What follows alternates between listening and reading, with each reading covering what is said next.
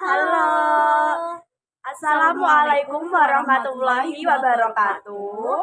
Perkenalkan, saya Nita Heratunisa, absen 23. Saya Nida Aprilia, absen 22.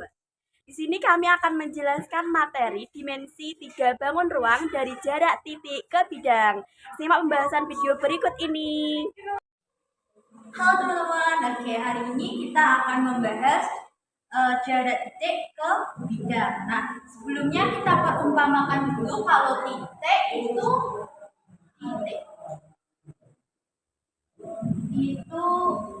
A. Lalu ada sebuah bidang yang namanya bidang alfa. Nah, jadi pengertian jarak titik ke bidang adalah jarak antara titik A dengan bidang alfa adalah panjang ruas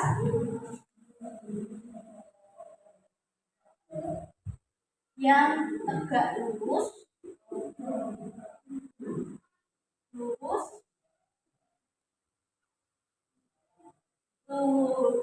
dari titik A ke bidang alfa.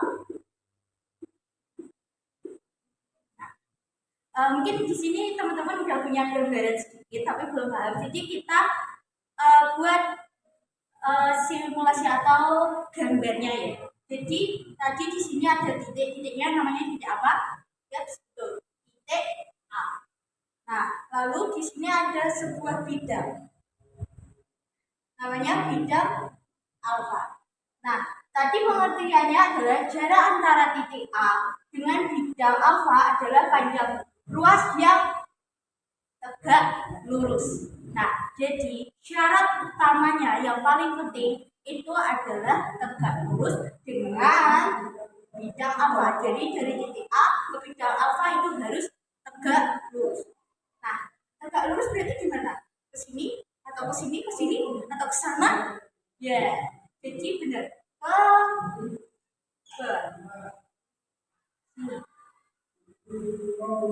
Nah, ini ada proyeksinya.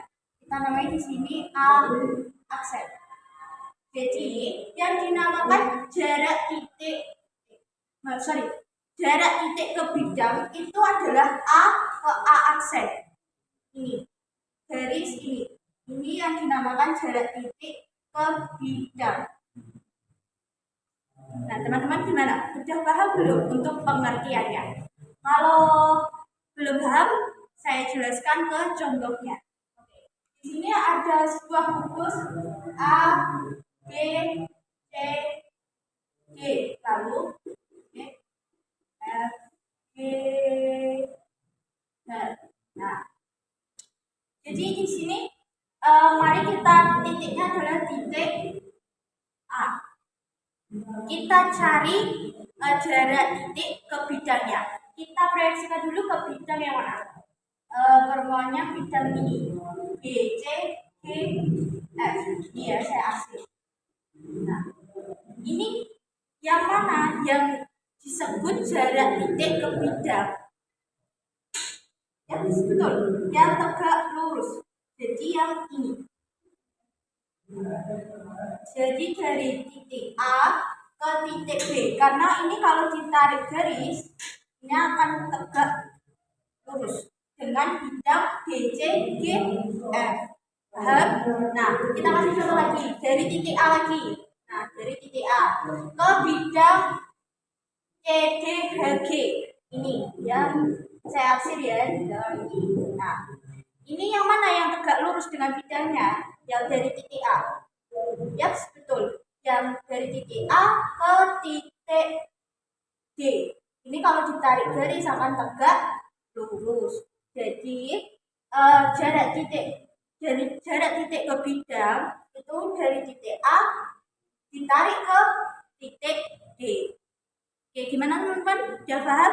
Kalau udah paham, lanjut dong latihan soal. Halo teman-teman, tadi kan sudah dijelaskan oleh Kak Neda tentang jarak titik ke bidang. Nah, kita lanjut ke contoh soal. Ada satu contoh soal. Rumus A, B, C, D, E, F. Kita tulis dulu ya. A, B, C, D, E, F, G, H.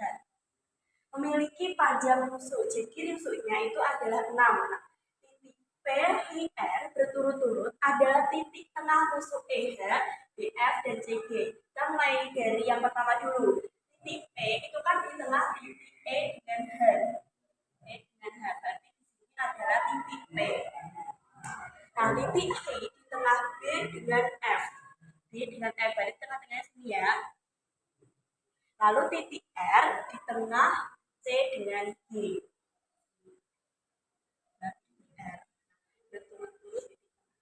Titik S merupakan titik potong dari garis AC dan BD. Garis A dengan C, ya, lalu B dengan D.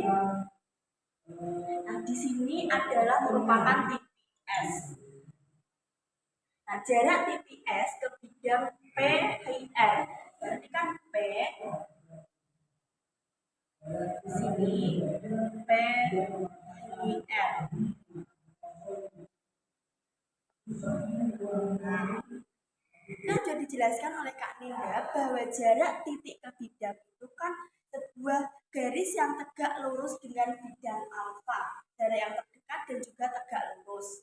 Kita tarik dulu titik P dengan S. Maaf, yang tegak lurus ya. Nah, titik P dengan S, lalu kita tarik S dengan R.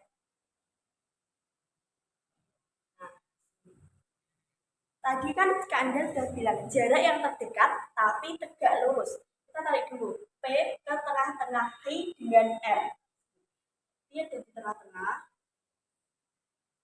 sini. Nah, kita cari yang namanya titik N.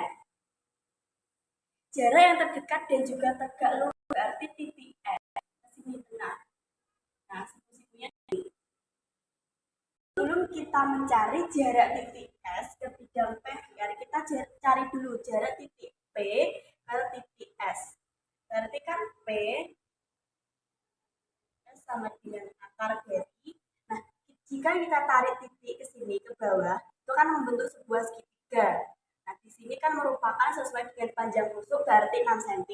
Nah, ketika jarak titik S ini kan di tengah-tengah, berarti merupakan setengah dari rusuk. Nah, rusuknya kan 6 dibagi 2 berarti 3.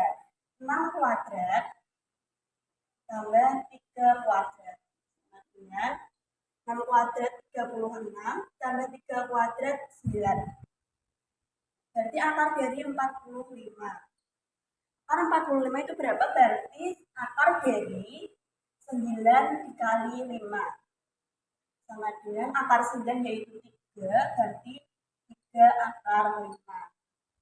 Setelah kita mencari jarak titik P ke titik S, kita cari jarak titik S ke titik F.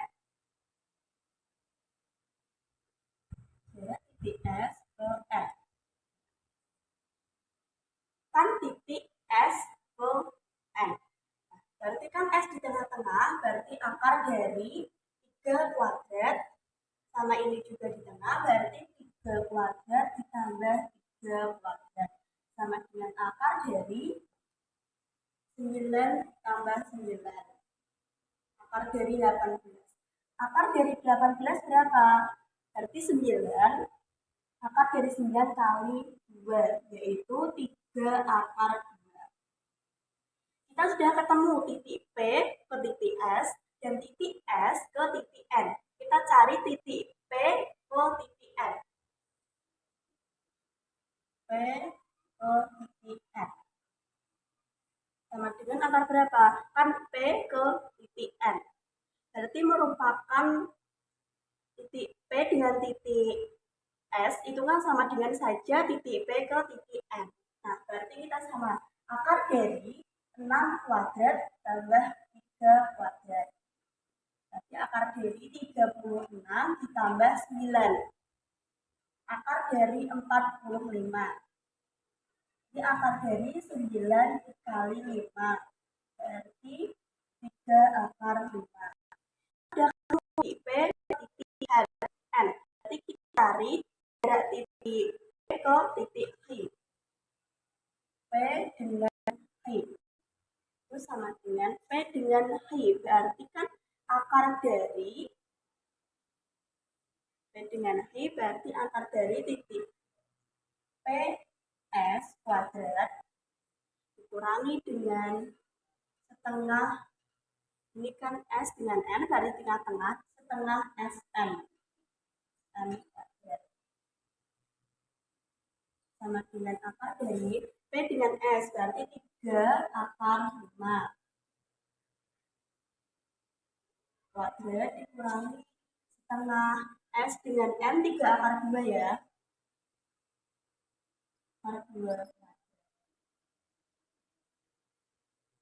3 akar 5 kuadrat berarti kan akar dari 3 dikuadratkan 9.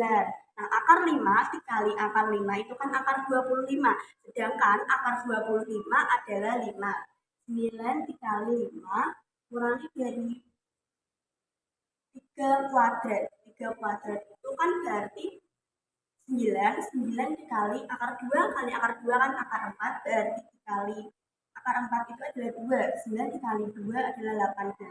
Nah, setengah ini dikuadratkan. 2 kuadrat itu kan 4. Berarti 1 2 dikali dengan 9 dikali 2 18 ya. 45 kurangi dari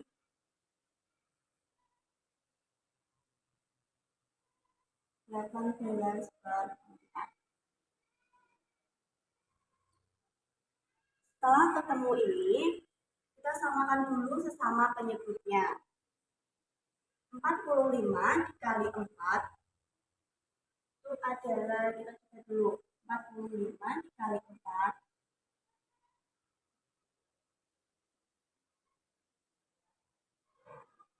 180. 180 per 4 dikurangi 18 per 4 sama dengan 180 dikurangi 18 itu berarti 162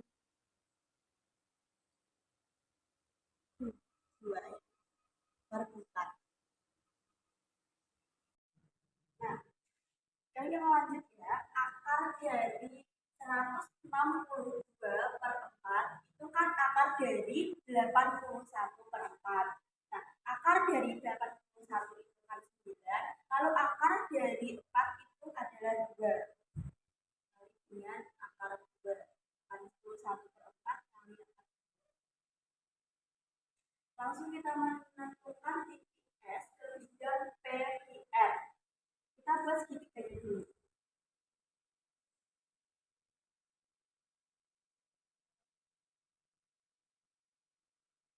Titik P, titik S, dan titik N. Nah, tenang ya. Ini merupakan titik. Nah, yang kita cari adalah titik S ke titik O. Ketika segitiganya dibalik, akan bentuk seperti ini. Ini adalah titik P, O, N, ini adalah titik S. Kita menentukan dua segitiga tersebut menggunakan persamaan rumus luas segitiga. Yang akan dijelaskan oleh Kak Ninda. Nah, seperti yang diomongkan Dita, saya bagian untuk mencari persamaan segitiga ya. Jadi rumus persamaan segitiganya adalah setengah alas kali tinggi sama dengan setengah alas kali tinggi. Nah, setengah alasnya apa? S, N. Tingginya I, P atau P, I. Sama dengan N. Ininya OS atau SO. Tapi yang kita cari bukanlah persamaan segitiganya, tapi apa? SO. SO tadi apa? Jarak titik ke bidangnya. Jadi ini hanya kita coret, lalu SO-nya pindah sini. SN kali PV per PN. Nah, ini tidak muat, kita taruh sini, nggak apa ya? Ya. Jadi tadi SO, SN, PV, SO. Jadi SN-nya berapa? 3 akar 2 kali PV. PV-nya berapa? 9 akar 2 per PN-nya 3 akar 5. Maaf, itu PH-nya 9/2 akar 2, Bu. Oh, ada pernya. Maaf, nggak kelihatan. Ya Allah. Oke, kita lanjut ya. Kali 9 itu 27. 27 per 2. Akar 2 kali akar 2, 4. 4 akar 4 itu 2. Coret. Berarti tinggal 27-nya. Tulis apa enggak?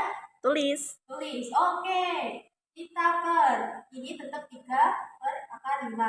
Nah, jadinya 27 akar 3, 5. Nah, pasti udah tahu dong. 27 bagi 3 berapa?